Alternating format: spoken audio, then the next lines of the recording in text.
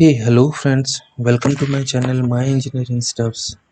और आज के इस ट्यूटोरियल में हम लोग बेसिक रोबोटिक्स या फिर कह सकते हो कि रोबोटिक्स हमारा टॉपिक होगा, जो जनरली हम लोग बना रहे हैं उन स्टूडेंट्स के लिए या फिर उन स्पेशल ग्रुप ऑफ पीपल्स के लिए जो रोबोटिक्स करना तो चाहते हैं, बट उनको ये नहीं पता चलता है कि हम लोग स्टार्ट कहाँ से करें। ठीक है, हमें बेसिक चीज़ कहाँ से मिले, उसके बाद उस चीज़ को किस तरह से कैरी आउट करें और कोई भी टॉपिक को या फिर कोई भी प्रोजेक्ट्स को वो किस तरह से कंप्लीट कर सके। तो ये जो ट्यूटोरियल होगा बेसिकली वो छोटा सा या उन ग्रुप ऑफ पीपल के लिए है जो बेसिक जानना चाहते हैं। और मैं पहले ही बता दूं कि ये बेसिक्स से रिलेटेड है, तो मे भी हो सकता है मेरे जो भी पिछले व्यूअर्स हैं उनको ना अच्छा लगे ये चीज़, लेकिन ज़रूरत इसका भी है जहाँ पे हमारा कुछ ग्रुप ऑफ पीपल को ये समझ में नहीं आता कि हम लोग स्टार्ट कहाँ से करें और ये एंड कहाँ पे होगा।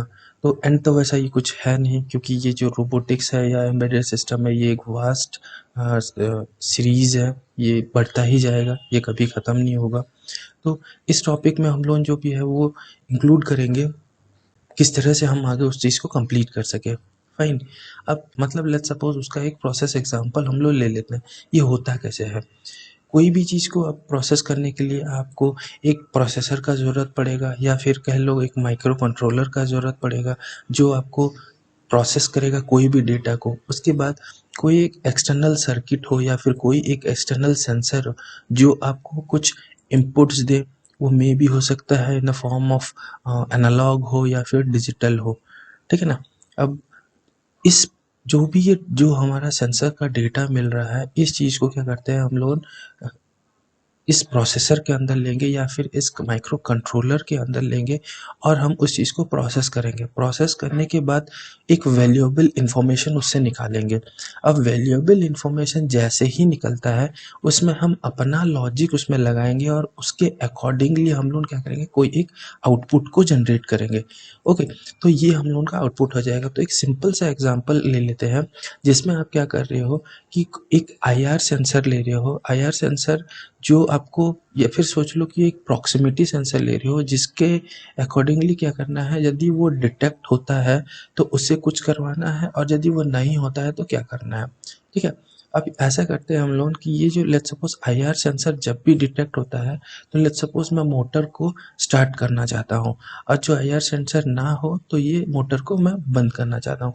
तो उसी तरह सेंसर से हम कुछ लॉजिक लेंगे, सॉरी सेंसर से हम कुछ इनपुट्स लेंगे, उसे हम लोग प्रोसेस करेंगे। प्रोसेस करने के बाद जो भी एक वैल्यूएबल इंफॉर्मेशन आएगा उस इंफॉर्मेशन को ले करके हम लोग उसका लॉजिक डेवलप करेंगे और लॉजिक डेवलप करने के बाद हम लोग क्या करेंगे, उसका आउटपुट को जनरेट करेंगे। राइट, ये इस तरह से ही प्रोसेस काम करता है। ये चाहे आपका रोबोटिक्स हो या चाहे आपका एम्बेडेड सिस्टम हो या कोई भी हो, इंडस्ट्रियल लेवल से लेकर के कुछ भी हो, यहाँ सिर्फ चीज़ें चेंजेस होते हैं बट लॉजिक सिंपल यही इसी तरह ही काम करता है।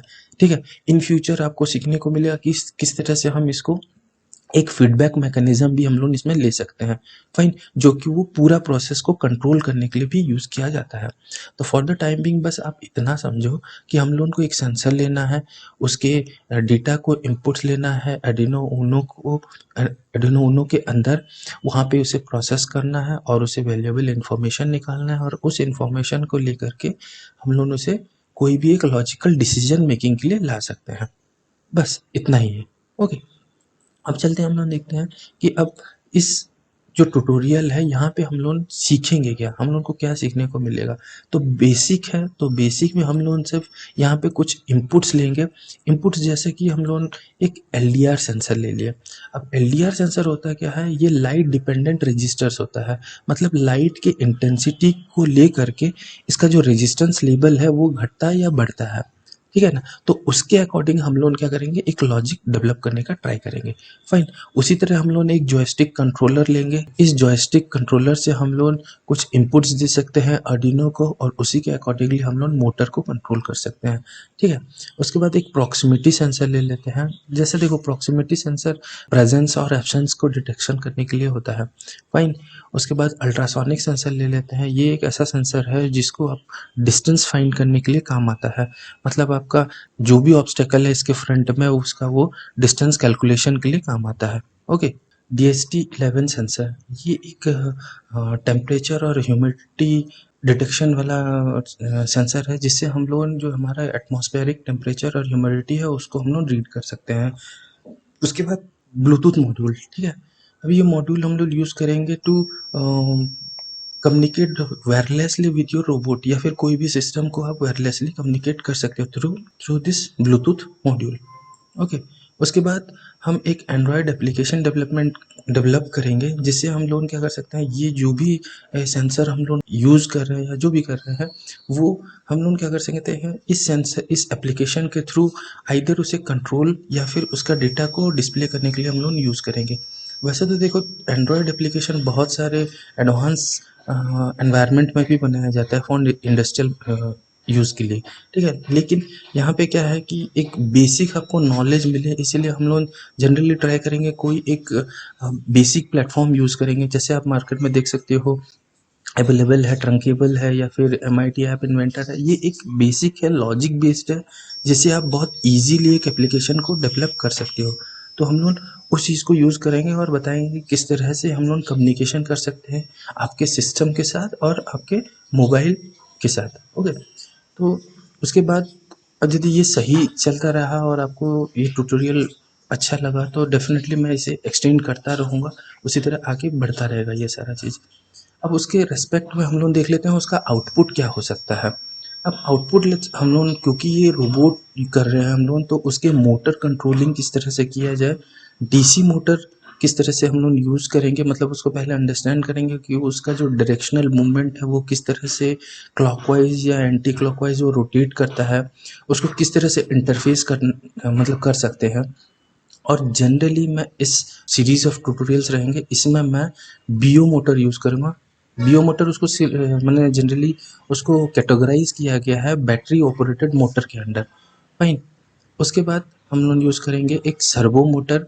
सो सर्वो मोटर हम जानेंगे कि सर्वो मोटर किस तरह से वो रोटेट होता है, क्योंकि ये फुल्ली 360 डिग्री रोटेशन नहीं करता है, ये एक स्टेप में रोटेट करता है। तो हम लोग जानेंगे कि उसका स्टेप कैलकुलेशन किस तरह होता है, तो उसके एंगल रोटेशन हम लोग किस तरह से करें वो हम लोग जानेंगे।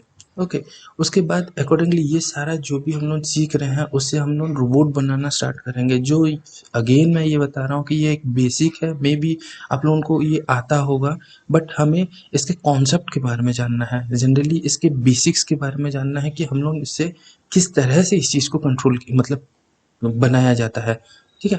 उसके बाद हम देखेंगे कि light following robot. Light following robot मतलब ये जो LDR है, ये सेंसर को यूज़ करेंगे और उसे उस लाइट की इंटेंसिटी को मेजर करेंगे, उसके बाद उसके अकॉर्डिंगली हम लोग इस मोटर को ड्राइव करेंगे। तो एक प्रोसेस है, जो प्रोसेस मैंने आपको पिछले टाइम बता दी। ओके,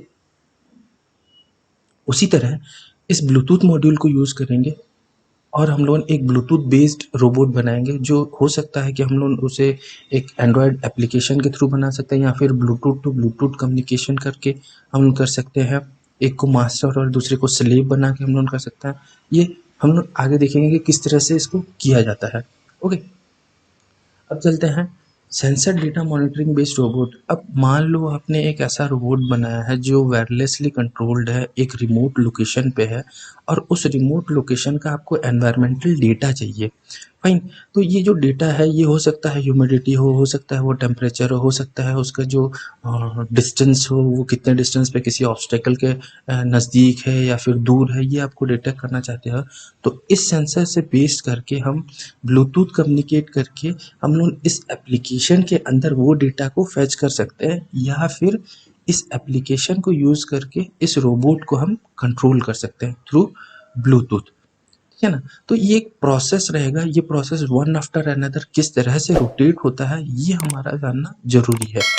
ओके, ये सब अगेन ये सब यदि सही चलता रहा तो डेफिनेटली मैं आगे भी इससे रिलेटेड ट्यूटोरियल्स बनाता रहूँगा।